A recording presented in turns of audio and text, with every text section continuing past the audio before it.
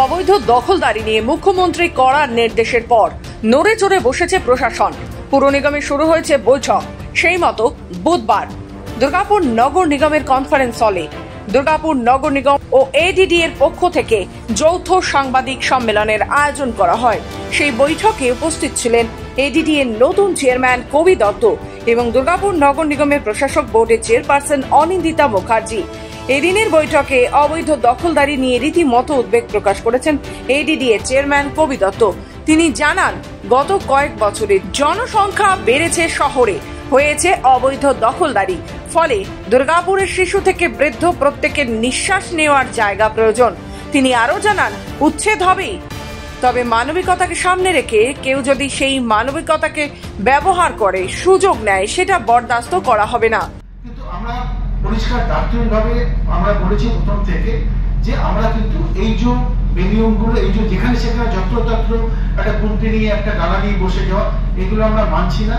এগুলো কিন্তু আমরা মানে সরাতে যা হবে সামগ্রিকভাবে, রাস্তার এপারে হলে ওপারে গিয়ে কিন্তু কাউকে পার করতে দেওয়া যাবে না, কিন্তু সবটাই হবে কিন্তু মানবিকতা রেখে।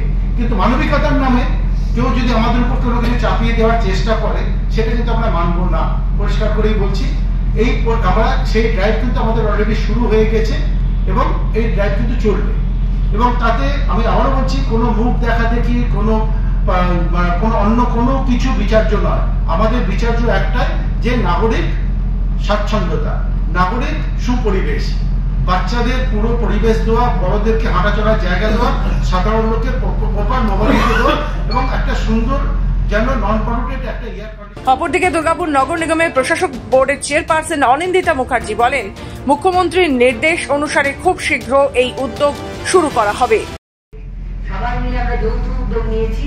এখানে আমরা ডিএমসি আছে, তার সঙ্গে আমাদের এডিডি আছে, তার সঙ্গে এসপি সাহেব আছে, তার সঙ্গে ডিএসপি আছে, যতগুলি প্রশাসনের আমরা ভাগ রয়েছে প্রত্যেকে, এখানে যারা প্রশাসনিক দায়িত্বে রয়েছে, পুলিশ প্রশাসন, সকলে মিলে আমরা যৌথ উদ্যোগ নেব এবং সাংবাদিক ভাইদের অবশ্যই সহযোগিতা কাম্য।